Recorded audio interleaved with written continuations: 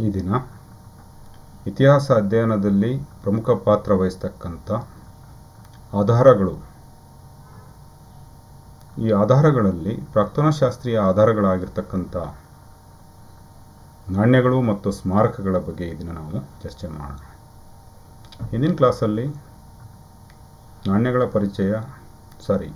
ಆಧಾರಗಳ ಪರಿಚಯ, ಆಧಾರಗಳ ಪ್ರಕಾರಗಳು ಮತ್ತು ಪ್ರಾಕ್ತನಶಾಸ್ತ್ರೀಯ ಆಧಾರಗಳಾಗಿರ್ತಕ್ಕಂಥ ಭೂತ್ಖನನ ಮತ್ತು ಶಾಸನಗಳ ಬಗ್ಗೆ ನಾವು ಚರ್ಚೆ ಮಾಡಿದ್ದೀವಿ.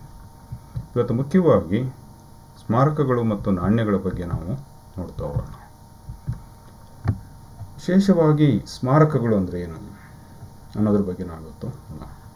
Dear students, in the previous class we have already discussed about the introduction of the sources and the classification of the sources, and also we know about the most important archaeological sources like excavation and the inscriptions and its importance. Now we shall discuss about the monuments and coins. Now we shall discuss about the significance of the monuments. The ancient monuments of India throw considerable light on history and culture. There are plenty of monuments which are found in different parts of the country. These monuments are very helpful to know about the history and culture of the ancient Indians. The ancient Indians left innumerable monuments. ಅಸಂಖ್ಯಾತವಾದ ಸ್ಮಾರಕಗಳನ್ನು ಮುಂದೆ ಬಿಟ್ಟು ಹೋಗಿದ್ದಾರೆ. ಆ ಸ್ಮಾರಕಗಳಲ್ಲಿ ಪ್ರಮುಖವಾಗಿರ್ತಕ್ಕಂಥ ದೇವಾಲಯಗಳಿರ್ಬೋದು, ಬೌದ್ಧ ಸ್ತೂಪಗಳಿರ್ಬೋದು, monasteries ಮಠಗಳಿರ್ಬೋದು, ಜೈನ ಬಸದಿಗಳಿರ್ಬೋದು, ಕೋಟೆಗಳಿರ್ಬೋದು, ಮೂರ್ತಿಗಳಿರ್ಬೋದು, ಸ್ತಂಭಗಳಿರ್ಬೋದು, ಜೇಡಿಮಣ್ಣಿನ ಅಟಿಕೆ ವಸ್ತುಗಳಿರ್ಬೋದು, ಆಭರಣಗಳಿರ್ಬೋದು, ಹಾಗೆಯೇ ಅಲಂಕಾರಿಕ ತುಣುಕುಗಳಿರ್ಬೋದು, ಮಡಿಕೆಗಳು, ಕೆರೆ ಮತ್ತು ಲೋಹ ಮತ್ತು ಕಲ್ಲಿನ ಆಯುಧಗಳಿರ್ಬೋದು ಅಥವಾ ಇನ್ನಿತರೆ ಉಪಕರಣಗಳು ಎಲ್ಲವನ್ನೂ ಕೂಡ ನಾವು ಸ್ಮಾರಕಗಳು ಅಂತೇಳಿ ಪರಿಗಣಿಸ್ತೇವೆ. Monuments helps us to know the socio-religious and economic life of the people. These monuments, for example, temples are tombs, weapons, forts, and anything.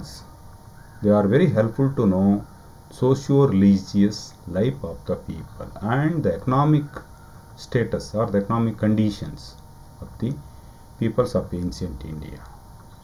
Not only socio-religious and economic life of the people, and also these monuments to throw the light on or the progress in science and technology and the artistic taste of the rulers and the people of the ancient India.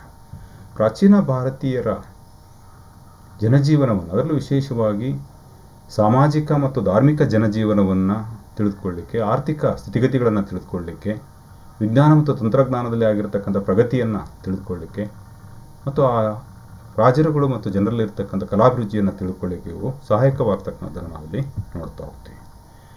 ಕೆಲವು ಪ್ರಮುಖವಾಗಿರ್ತಕ್ಕಂಥ ಸ್ಮಾರಕಗಳು ಯಾವಂತ ನಾವು ನೋಡ್ತಿದ್ರೆ, ಸಿಂಧೂ ನದಿ ಸಂಸ್ಕೃತಿಯ ಅವಶೇಷಗಳಿರ್ಬೋದು, ಅಶೋಕನ ಸ್ತಂಭ ಶಾಸನ ಇರ್ಬೋದು, ಸಾರನಾಥ ಸ್ತಂಭ ಇರ್ಬೋದು, ಹಾಗೆಯೇ ಈ ತಕ್ಷಶಿಲಾ, ಪಾಟಲಿಪುತ್ರ ಮತ್ತು ನಳಂದದಲ್ಲಿ ದೊರೆತಿರ್ತಕ್ಕಂಥ ಅವಶೇಷಗಳಿರ್ಬೋದು, ಹಾಗೆಯೇ ಬೌದ್ಧ ಸ್ತೂಪಗಳು ಸಾಂಚಿ, ಕಾರ್ಲೆ, ಕನ್ನೇರಿ, ಅಮರಾವತಿ, ನಾಗಾರ್ಜುನಕೊಂಡ ಮುಂತಾದೆಡೆ ದೊರೆತಿರ್ತಕ್ಕಂಥ ಬೌದ್ಧ ಸ್ತೂಪಗಳು ಕೂಡ ಪ್ರಮುಖ ಸ್ಮಾರಕಗಳಂತ ಪರಿಗಣಿಸ್ತಕ್ಕಂಥ ನೋಡ್ತೀವಿ. The wall paintings of Ajanta caves, Ajanta ಗುಹೆಗಳಲ್ಲಿ ಕಂಡುಬರ್ತಕ್ಕಂಥ ಕೆಲವು ಗೋಡೆ ಚಿತ್ರಗಳು, ಹಾಗೆಯೇ ಕೇವ್ ಟೆಂಪಲ್ಸ್ ಆಫ್ ಎಲ್ಲೋರದಲ್ಲಿರ್ತಕ್ಕಂಥ ಗುಹಾ ದೇವಾಲಯ ವಿಶೇಷವಾಗಿ ಒಂದು ವಿಶಿಷ್ಟವಾಗಿರ್ತಕ್ಕಂಥ ಒಂದು ಸ್ಮಾರಕವಾಗಿರ್ತಕ್ಕಂಥ ನೋಡ್ತಾ ಹೋಗ್ತೀವಿ. ಹಾಗೆಯೇ ಗುಪ್ತರ ಕಾಲದಲ್ಲಿ ದೇವಾಲಯಗಳ ನಿರ್ಮಾಣ ಕಾರ್ಯ ಏನು ಆರಂಭವಾಯಿತು, ಸರಳವಾದ ಶೈಲಿಯಲ್ಲಿ ನಿರ್ಮಾಣವಾಗಿರ್ತಕ್ಕಂಥ ದಿಯೋಗಢ್ ದೇವಾಲಯ, ಝಾನ್ಸಿ ದೇವಾಲಯ, ವೆತರ್ಗಾಂವ್ ದೇವಾಲಯ, ಹಾಗೆ ಮೌಂಟ್ ಅಬೂನಲ್ಲಿರ್ತಕ್ಕಂಥ ಜೈನ ಬಸದಿಗಳು, ಇವು ಪ್ರಮುಖ ಸ್ಮಾರಕಗಳು ಅಂತೇಳಿ ಪರಿಗಣಿಸ್ತಾರೆ. ಹಾಗೆಯೇ the temples of Angkor Wat in Cambodia and Borobudur in Java, ವಿಶೇಷವಾಗಿ ಆಗ್ನೇಯ ಏಷ್ಯಾ ರಾಷ್ಟ್ರಗಳಾಗಿರ್ತಕ್ಕಂಥ ಕಾಂಬೋಡಿಯಾ ಮತ್ತು ಜಾವಾದಲ್ಲಿ ಕಂಡುಬರ್ತಕ್ಕಂಥ 2 ದೇವಾಲಯಗಳು. ಭಾರತ ಮತ್ತು ಆಗ್ನೇಯ ಏಷ್ಯಾಗಳ ನಡುವಿನ ವಸಾಹತು ರಾಜಕೀಯ ವಿಸ್ತರಣೆ ಮತ್ತು ವಸಾಹತು ಬೆಳವಣಿಗೆಯ ಮೇಲೆ ಇದು ಬೆಳಕನ್ನು ಚೆಲ್ತಕ್ಕಂಥ ನಾವು ನೋಡ್ತಾ ಹೋಗ್ತೀವಿ. ಹಾಗೆಯೇ ಖಜುರಾಹೋದ ದೇವಾಲಯ ಇರ್ಬೋದು, ಕೋನಾರ್ಕ್ನ ದೇವಾಲಯ ಇರ್ಬೋದು, ಮಹಾಬಲಿಪುರಂ, ತಂಜಾವೂರು, ಪಟ್ಟದಕಲ್ಲು, ಬಾದಾಮಿ, ಹಂಪಿ ಮುಂತಾದೆಡೆ ದೊರೆತಿರ್ತಕ್ಕಂಥ ವಿಭಿನ್ನವಾಗಿರ್ತಕ್ಕಂಥ ದೇವಾಲಯಗಳು, ಬೇರೆ ಬೇರೆ ಶೈಲಿಯಲ್ಲಿ ನಿರ್ಮಾಣವಾಗಿರ್ತಕ್ಕಂಥ ದೇವಾಲಯಗಳು ಕೂಡ ನಮಗೆ ಸಾಕಷ್ಟು ಮಾಹಿತಿಯನ್ನು the temples of the Khajuraho, Konark, Mahabalipuram, Tanjore, Pattadakal, Kanchi, Badami, Hampi. These temples also, which constructed in different architecture style, Dravida, Nagara, Vesara style, these are also considered as the greatest monuments of the ancient India. Even the Mehroli iron pillar inscription, in the period of the Chandragupta II, he issued this inscription, iron pillar inscription, one of the greatest contributions of the ancient Indians. Next we shall discuss about the numismatics. ನಾಣ್ಯಶಾಸ್ತ್ರ ಅಥವಾ ನಾಣ್ಯಗಳು. Coins provide useful information to reconstruct India's ancient past. ಭಾರತದ ಗತಕಾಲವನ್ನು ಪುನರಚಿಸುವಲ್ಲಿ ನಾಣ್ಯಗಳು ಅತ್ಯಂತ ಮಹತ್ವಪೂರ್ಣವಾದ ಪಾತ್ರವನ್ನು ವಹಿಸ್ತವೆ. ಸಾಕಷ್ಟು ಪುರಾವೆಗಳನ್ನು ನಮಗೆ ಒದಗಿಸಿಕೊಡ್ತವೆ. ಈ ನಾಣ್ಯಗಳ ವೈಜ್ಞಾನಿಕ ಅಧ್ಯಯನವನ್ನು ಅಥವಾ ಶಿಸ್ತುಬದ್ಧವಾದ ಅಧ್ಯಯನವನ್ನು ನ್ಯೂಮಿಸ್ಮ್ಯಾಟಿಕ್ಸ್ ಅಂತ, the systematic study of the coins is called numismatics. ವಿಶೇಷವಾಗಿ ಭಾರತದಲ್ಲಿ ನಾಣ್ಯಗಳ ಸಂಶೋಧನೆ ಪ್ರಾರಂಭವಾಗಿರ್ತಕ್ಕಂಥ 1790ರ ದಶಕದಲ್ಲಿ ರೋಮನ್ ನಾಣ್ಯಗಳ ಶೋಧನೆಯೊಂದಿಗೆ ಇದು ಪ್ರಾರಂಭವಾಗ್ತಕ್ಕಂಥದ್ದನ್ನು ನಾವು ನೋಡ್ತಾ ಹೋಗ್ತೀವಿ. ಈ ರಾಯಲ್ ಏಷ್ಯಾಟಿಕ್ ಸೊಸೈಟಿ ಆಫ್ ಬೆಂಗಾಲ್ನ ಅಡಿಯಲ್ಲಿ ಕರ್ನಲ್ ಟಾಡ್ ಈ ಗ್ರೀಕ್, ಪಾರ್ಥಿಯನ್ ಮತ್ತು ಭಾರತೀಯ ನಾಣ್ಯಗಳ ಬಗ್ಗೆ 1824ರಲ್ಲಿ ಅಧ್ಯಯನವನ್ನು ಆರಂಭಿಸೋದ್ರ ಜೊತೆಗೇ ಸಂಶೋಧನೆಯನ್ನು ಕೂಡ ಮಾಡೋದ್ರ ಮೂಲಕ ಪ್ರಕಟಿಸಿರ್ತಕ್ಕಂಥದ್ದನ್ನು ನಾವು ಮುಖ್ಯವಾಗಿ ನೋಡ್ತಾ ಹೋಗ್ತೀವಿ. ಭಾರತದಲ್ಲಿ ಮೊಟ್ಟ ಮೊದಲ ಬಾರಿಗೆ ನಾಣ್ಯಗಳ ಒಂದು ವ್ಯವಸ್ಥಿತವಾದ ಅಧ್ಯಯನಕ್ಕಾಗಿ numismatic society of India was established in 1910. 1910ರಲ್ಲಿ ಅಲಹಾಬಾದ್ನಲ್ಲಿ ಈ ಭಾರತೀಯ ನಾಣ್ಯಶಾಸ್ತ್ರ ಸಂಸ್ಥೆ ಅಥವಾ ಸಂಘ ಸ್ಥಾಪನೆ ಆಗಿರ್ತಕ್ಕಂಥದ್ದನ್ನು ನಾವಲ್ಲಿ ನೋಡ್ತಾ ಹೋಗ್ತೀವಿ. The numismatic society of India collected a large number of coins from various parts of India and dealing with different aspects. ಈ ಭಾರತೀಯ ನಾಣ್ಯಶಾಸ್ತ್ರ ಸಂಸ್ಥೆ ದೇಶದ ವಿವಿಧ ಭಾಗಗಳಲ್ಲಿ ವಿವಿಧ ಕಾಲಘಟ್ಟಕ್ಕೆ ಸಂಬಂಧಿಸಿರ್ತಕ್ಕಂಥ ವಿಭಿನ್ನ ಮಾದರಿಯ ನಾಣ್ಯಗಳನ್ನು ಅಗಾಧ ಪ್ರಮಾಣದಲ್ಲಿ ಅವುಗಳನ್ನು ಸಂಗ್ರಹಿಸಿರ್ತಕ್ಕಂಥದ್ದನ್ನು ನಾವಲ್ಲಿ ನೋಡ್ತಾ ಹೋಗ್ತೀವಿ. ಹೀಗೆ ಸಂಗ್ರಹಿಸಿ ವಿವಿಧ ವಿಷಯಗಳ ಬಗ್ಗೆ ಅವುಗಳನ್ನು ಕುರಿತು ಅದು ವಿಶ್ಲೇಷಣೆಯನ್ನು ಕೂಡ ಮಾಡಿರ್ತಕ್ಕಂಥದ್ದನ್ನು ನಾವಲ್ಲಿ ನೋಡ್ತಾ ಹೋಗ್ತೀವಿ. ಈ ನಿಟ್ಟಿನಲ್ಲಿ ಕಾರ್ಯಪ್ರವೃತ್ತರಾಗಿರ್ತಕ್ಕಂಥ ಅಥವಾ ನಾಣ್ಯ ಸಂಗ್ರಹ ಕಾರ್ಯದಲ್ಲಿ ತೊಡ್ಕೊಂಡಿರ್ತಕ್ಕಂಥ, ಸಂಶೋಧನೆಯಲ್ಲಿ ತೊಡ್ಕೊಂಡಿರ್ತಕ್ಕಂಥ ಶ್ರೇಷ್ಠ ನಾಣ್ಯಶಾಸ್ತ್ರಜ್ಞರಲ್ಲಿ ಪ್ರಮುಖರಾಗಿರ್ತಕ್ಕಂಥವ್ರು ಅಂದರೆ James Prinsep, sir Walter Elliot, A J. Robson, K P. Jayaswal, John Allan, D D. Kosambi, Parmeshwarilal Gupta ಮುಂತಾದವರು ಪ್ರಮುಖ ಪಾತ್ರವನ್ನು ವಹಿಸ್ತಕ್ಕಂಥದ್ದನ್ನು ನಾವು ನೋಡ್ತಾ ಹೋಗ್ತೀವಿ. ಎಲ್ಲರೂ ಕೂಡ ಈ ನಾಣ್ಯಶಾಸ್ತ್ರದ ಬಗ್ಗೆ, ಭಾರತೀಯ ನಾಣ್ಯಶಾಸ್ತ್ರಕ್ಕೆ ವಿಶಿಷ್ಟವಾಗಿರ್ತಕ್ಕಂಥ ಗಮನಾರ್ಹವಾದ ಕೊಡುಗೆಗಳನ್ನು ನೀಡಿರ್ತಕ್ಕಂಥದ್ದನ್ನು ನಾವಲ್ಲಿ ನೋಡ್ತಾ ಹೋಗ್ತೀವಿ. ಈ ನಾಣ್ಯಗಳು ಪ್ರಮುಖವಾಗಿ ವಿಭಿನ್ನ ಲೋಹಗಳಲ್ಲಿ ರಚನೆ ಮಾಡಿರ್ತಕ್ಕಂಥದ್ದನ್ನು ನಾವು ನೋಡ್ತಾ ಹೋಗ್ತೀವಿ. ಬಂಗಾರ, ಬೆಳ್ಳಿ, ತಾಮ್ರ, ಸತು ಹೀಗೆ ಬೇರೆ ಬೇರೆ ಲೋಹಗಳನ್ನು ಬಳಕೆ ಮಾಡಿಕೊಂಡು ವಿಭಿನ್ನ ಮಾದರಿಯಲ್ಲಿ, ವಿಭಿನ್ನ ಗಾತ್ರದಲ್ಲಿ ಈ ನಾಣ್ಯಗಳನ್ನು ಮುದ್ರಿಸಿರ್ತಕ್ಕಂಥದ್ದನ್ನು ನಾವು ನೋಡ್ತಾ ಹೋಗ್ತೀವಿ. The first known coins of India were the punch marked coins. ಮೊಟ್ಟ ಮೊದಲ ಬಾರಿಗೆ ಭಾರತದಲ್ಲಿ ಪಂಚ್ ಮಾರ್ಕ್ ಅಂದರೆ ಮುದ್ರಾಂಕಿತ ನಾಣ್ಯಗಳನ್ನು ಚಲಾವಣೆಗೆ ತಂದಿರತಕ್ಕಂಥದ್ದನ್ನು ನೋಡ್ತಾ ಅಥವಾ ನಮಗೆ ಲಭ್ಯವಾಗಿರ್ತಕ್ಕಂಥದ್ದನ್ನು ನೋಡ್ತಾ ಹೋಗ್ತೀವಿ. The foreign coins are also found in different parts of India. ದೇಶದ ವಿವಿಧ ಭಾಗಗಳಲ್ಲಿ ವಿದೇಶಿ ನಾಣ್ಯಗಳು ಕೂಡ ನಮಗೆ ಲಭ್ಯವಾಗಿದ್ದಾವೆ. ಉದಾಹರಣೆಗೆ ರೋಮನ್ ನಾಣ್ಯಗಳು ನಮ್ಮ ದೇಶದಲ್ಲಿ ಉತ್ತರ ಭಾರತದಲ್ಲಿ ದೊರೆತಿದ್ದಾವೆ. ಹಾಗೆಯೇ ಚಂದ್ರವಳ್ಳಿಯಲ್ಲಿರ್ಬೋದು, ಬೆಂಗಳೂರು ಏರ್ಪೋರ್ಟ್ ಅಥವಾ ದೇವನಹಳ್ಳಿ ಬಳಿ, ಅರಿಕಮೇಡು, ತಲಕಾಡು, ತರೀಕೆರೆ ಹೀಗೆ ಬೇರೆ ಬೇರೆ ಭಾಗಗಳಲ್ಲಿ ಕೂಡ ರೋಮನ್ ನಾಣ್ಯಗಳು ದೊರೆತಿವೆ. The Roman coins which reflect the trade relationship between the India and Roman empire during the period of the early part of the 3rd and 2nd century BC to 2nd century AD. In that period, India had a trade contact with Roman Empire. As a result, the plenty of the Roman coins, the gold coins, which were found in different part of the country. The collected coins are preserved in different museums. ಹೀಗೆ ಸಂಗ್ರಹಿಸಿರ್ತಕ್ಕಂಥ ನಾಣ್ಯಗಳನ್ನು ವಸ್ತು ಸಂಗ್ರಹಾಲಯಗಳಲ್ಲಿ, ನಾಣ್ಯಶಾಸ್ತ್ರ ಸಂಗ್ರಹಾಲಯಗಳಲ್ಲಿ ಅವುಗಳನ್ನು ಸಂಗ್ರಹಿಸಿಟ್ಟಿರ್ತಕ್ಕಂಥದ್ದನ್ನು ನಾವಲ್ಲಿ ನೋಡ್ತಾ ಹೋಗ್ತೀವಿ. ಹೀಗೆ ಸಂಗ್ರಹಿಸಿರ್ತಕ್ಕಂಥ ನಾಣ್ಯಗಳನ್ನು ಆಯಾ ಸಂತತಿಗಳಿಗೆ ಅನುಗುಣವಾಗಿ ಕೆಟಗರೈಸ್ ಮಾಡಿ ಅಥವಾ ಕೆಟಲಾಗ್ ಮಾಡಿ ಅವುಗಳನ್ನು ಮುದ್ರಿಸಿರ್ತಕ್ಕಂಥದ್ದನ್ನು ಕೂಡ ನಾವಲ್ಲಿ ಮುಖ್ಯವಾಗಿ ನೋಡ್ತಾ ಹೋಗ್ತೀವಿ. ಈ ನಾಣ್ಯಗಳ ಜೊತೆಗೆ ನಾಣ್ಯಗಳನ್ನು ಮುದ್ರಿಸಲಿಕ್ಕೆ ಬಳಕೆ ಮಾಡಿರ್ತಕ್ಕಂಥ ಅಚ್ಚುಗಳು, ಮೌಲ್ಡ್ಸ್, ಈ ಟೆರಕೋಟಾ ಮೌಲ್ಡ್ಗಳು ಅಂದರೆ ಜೇಡಿಮಣ್ಣಿನ ಅಚ್ಚುಗಳು ಕೂಡ ನಮಗೆ ಅಗಾಧ ಪ್ರಮಾಣದಲ್ಲಿ ನಮಗೆ ಲಭ್ಯವಾಗಿರ್ತಕ್ಕಂಥದ್ದನ್ನು ನೋಡ್ತಾ ಹೋಗ್ತೀವಿ.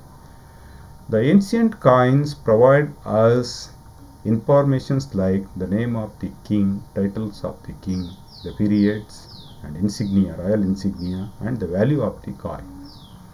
ಈ ಲಭ್ಯವಾಗಿರ್ತಕ್ಕಂಥ ನಾಣ್ಯಗಳು ನಮಗೆ ಸಾಕಷ್ಟು ಮಾಹಿತಿಗಳನ್ನು ಒದಗಿಸ್ಕೊಡ್ತವೆ. ಅಥವಾ ಏನೇನು ಅಂಶಗಳು ಅದರಲ್ಲಿ ಕಂಡು ಬರ್ತಂದ್ರೆ ರಾಜನ ಹೆಸರು ಇರ್ಬೋದು, ಅವನ ಬಿರುದು ಇರ್ಬೋದು, ಅವನ ಆಳ್ವಿಕೆ ಕಾಲಾವಧಿ ಇರ್ಬೋದು, ಅಥವಾ ಅವನ ಧರ್ಮ ಇರ್ಬೋದು, ಜೊತೆಗೆ ರಾಜಲಾಂಛನ ಇರ್ಬೋದು, ಮತ್ತು ಕೆಲವೊಂದು ನಾಣ್ಯದ ಮೌಲ್ಯಗಳು ಅದರಲ್ಲಿ ಅಡಕವಾಗ್ತಕ್ಕಂಥದ್ದು ನೋಡ್ತಾ ಹೋಗ್ತೀವಿ. The coins throw light on various aspects like the administrative history, the historical geography, the religious policies of the rulers, the trade contacts, the economic conditions, development of metallurgy and the art of the ancient Indians. ಮುಖ್ಯವಾಗಿ ನಾಣ್ಯಗಳು ಬೇರೆ ಬೇರೆ ವಿಷಯಗಳ ಬಗ್ಗೆ ಬೆಳಕನ್ನು ಚೆಲ್ತಕ್ಕಂಥದ್ದು ನಾವು ನೋಡ್ತಾ ಹೋಗ್ತೀವಿ. ಅಂದಿನ ಕಾಲದ ಆಡಳಿತದ ಮೇಲೆ ಬೆಳಕು ಚೆಲ್ತಕ್ಕಂಥದ್ದು ಇರ್ಬೋದು, ಭೌಗೋಳಿಕ ವ್ಯಾಪ್ತಿಯ ಬಗ್ಗೆ, ರಾಜ್ಯದ ಎಲ್ಲೆಗಳ ಬಗ್ಗೆ ತಿಳ್ಕೊಳ್ಳಿಕ್ಕೆ, ರಾಜರ ಧಾರ್ಮಿಕ ನೀತಿಗಳನ್ನು ತಿಳ್ಕೊಳ್ಳಿಕ್ಕೆ, ವ್ಯಾಪಾರಿ ಸಂಪರ್ಕಗಳ ಬಗ್ಗೆ ತಿಳ್ಕೊಳ್ಳಿಕ್ಕೆ, ಆರ್ಥಿಕ ಸ್ಥಿತಿಗತಿಗಳನ್ನು ತಿಳ್ಕೊಳ್ಳಿಕ್ಕೆ, ಹಾಗೆಯೇ ಲೋಹ ಕೆಲಸದ ವಿದ್ಯೆ, ಲೋಹ ತಂತ್ರಜ್ಞಾನದ ಬಗ್ಗೆ, ಜೊತೆಗೆ ಅಂದಿನ ಜನರ ಕಲಾಭಿರುಚಿಯನ್ನು ತಿಳ್ಕೊಳ್ಳಿಕ್ಕೆ ಇವು ಸಹಾಯಕವಾಗ್ತಕ್ಕಂಥದ್ದನ್ನು ನಾವಲ್ಲಿ ನೋಡ್ತಾ ಹೋಗ್ತೀವಿ. The earliest coins are simple in nature. ಆರಂಭಿಕ ಹಂತದಲ್ಲಿ ಮುದ್ರಣಗೊಂಡಿರ್ತಕ್ಕಂಥ ನಾಣ್ಯಗಳು ಅತ್ಯಂತ ಸರಳವಾಗಿರ್ತಕ್ಕಂಥದ್ದನ್ನು ನಾವು ನೋಡ್ತಾ ಹೋಗ್ತೀವಿ. After the Greek invasions, the practice of writing the name of the king on coins was initiated. ಗ್ರೀಕರ ಆಕ್ರಮಣದ ನಂತರದಲ್ಲಿ ದೇಶೀಯ ರಾಜರುಗಳು ಕೂಡ ತಮ್ಮ ನಾಣ್ಯಗಳ ಮೇಲೆ ತಮ್ಮ ಹೆಸರುಗಳನ್ನು ಮುದ್ರಿಸ್ತಕ್ಕಂಥ ಒಂದು ಕಾರ್ಯವನ್ನು ಪ್ರಾರಂಭಿಸಿರ್ತಕ್ಕಂಥದ್ದನ್ನು ನೋಡ್ತಾ ಹೋಗ್ತೀವಿ. To study the history of Indo Greeks, Shakas, Kshatriyas, Kushanas, Scythians, Parthians, coins are the main sources. ಕ್ರಿಸ್ತಪೂರ್ವ 2ನೇ ಶತಮಾನದ ಕಾಲಾವಧಿಯಲ್ಲಿ ಭಾರತದ ಮೇಲೆ ದಾಳಿ ಮಾಡಿರ್ತಕ್ಕಂಥ ವಿದೇಶಿ ದಾಳಿಕಾರರಾದ ಗ್ರೀಕರಿರ್ಬೋದು, ಶಕರಿರ್ಬೋದು, ಕುಶಾನರಿರ್ಬೋದು, ಸಿಥಿಯನ್ನರು, ಪಾರ್ಥಿಯನ್ನರ ಬಗ್ಗೆ ತಿಳ್ಕೊಳ್ಳಿಕ್ಕೆ ನಾಣ್ಯಗಳೇ ಪ್ರಮುಖ ಆಧಾರಗಳಾಗಿರ್ತಕ್ಕಂಥದ್ದನ್ನು ನಾವು ನೋಡ್ತಾ ಹೋಗ್ತೀವಿ. ಪ್ರಮುಖ ನಾಣ್ಯಗಳು ಅಂದರೆ ಪಂಚ್ ಮಾರ್ಕ್ಡ್ ಕಾಯಿನ್ಸ್, ಮುದ್ರಾಂಕಿತ ನಾಣ್ಯಗಳು, ಗ್ರೀಕ್ ರೋಮನ್ ನಾಣ್ಯಗಳು, ಮೌರ್ಯರ ಕಾಲದ ನಾಣ್ಯಗಳು, ಗುಪ್ತರ ಕಾಲದ ನಾಣ್ಯಗಳು, ಕುಶಾನರ ಕಾಲದ ನಾಣ್ಯಗಳು. ಕುಶಾನರ ಕಾಲದಲ್ಲಿ ಪ್ರಮುಖವಾಗಿ ಬಂಗಾರದ ನಾಣ್ಯಗಳ ಚಲಾವಣೆ ಪ್ರಾರಂಭವಾಗ್ತಕ್ಕಂಥದ್ದು ನೋಡ್ತಾ ಹೋಗ್ತೀವಿ. 16 ಗಣರಾಜ್ಯಗಳು ಮುದ್ರಿಸಿರ್ತಕ್ಕಂಥ ನಾಣ್ಯಗಳು, ಹಾಗೆಯೇ ಕರ್ನಾಟಕಕ್ಕೆ ಸಂಬಂಧಪಟ್ಟ ಕದಂಬರು, ಚಾಲುಕ್ಯರು, ಹೊಯ್ಸಳರ ನಾಣ್ಯಗಳು, ವಿಜಯನಗರ ಕಾಲದ ನಾಣ್ಯಗಳು, ಪಲ್ಲವರ ನಾಣ್ಯಗಳು ನಮಗೆ ಲಭ್ಯವಾಗಿರ್ತಕ್ಕಂಥ ನೋಡ್ತಾ ಹೋಗ್ತೀವಿ. ಇಲ್ಲಿ ನಾಣ್ಯಗಳನ್ನು ಯಾರು ಮುದ್ರಿಸ್ತಾ ಇದ್ರು ಅಂತ ನಾವು ನೋಡ್ತಾ ಹೋದರೆ ಸಾಮಾನ್ಯವಾಗಿ ರಾಜರುಗಳು ಈ ನಾಣ್ಯಗಳನ್ನು ಮುದ್ರಿಸಿರ್ತಕ್ಕಂಥದ್ದನ್ನು ನೋಡ್ತಾ ಹೋಗ್ತೀವಿ. ಆದರೆ ರಾಜರುಗಳ ಜೊತೆಗೆ ಕೆಲವೊಂದು ವ್ಯಾಪಾರಿ ಸಂಘಗಳು, ಗಿಲ್ಡ್ಸ್ ಅಂತ ಏನು ಕರಿತಾ ಇದ್ವು, ಆ ವೃತ್ತಿ ಸಂಘಗಳು ಕೂಡ ನಾಣ್ಯಗಳನ್ನು ಮುದ್ರಿಸ್ತಾ ಇದ್ವು. ಜೊತೆಗೆ ಅಕ್ಕಸಾಲಿಗರು ಕೂಡ ಈ ನಾಣ್ಯಗಳನ್ನು ರಾಜರ ಅನುಮತಿಯನ್ನು ಪಡ್ಕೊಂಡು, ಪೂರ್ವಾನುಮತಿಯನ್ನು ಪಡ್ಕೊಂಡು ಅವುಗಳನ್ನು ಮುದ್ರಿಸಿರ್ತಕ್ಕಂಥದ್ದನ್ನು ನಾವಲ್ಲಿ ನೋಡ್ತಾ ಹೋಗ್ತೀವಿ. Next we shall discuss about the multiple choice questions. The ancient monuments throw light on socio religious life of the people, progress in science and technology, artistic taste of the rulers and the people. Fourth one, all of the above. The right answer is all of the above. Second one, the Numismatic Society of India was founded in the year of A. 1824, B. 1909, C. 1910, D. 1911. The right answer is 1910. The third one, the scientific study of coins is called epigraphy, calligraphy, numismatic, archaeology. The right one is numismatics. fourth one, the coins give us the information of dash, name of the king, title of the ruler, economic condition, all of the above. Answer is all of the above. Last one, the fifth one, the coins throw light on the historical geography, religious policies of the ruler, the economic condition, and all of the above. Right answer is all of the above. Thank you.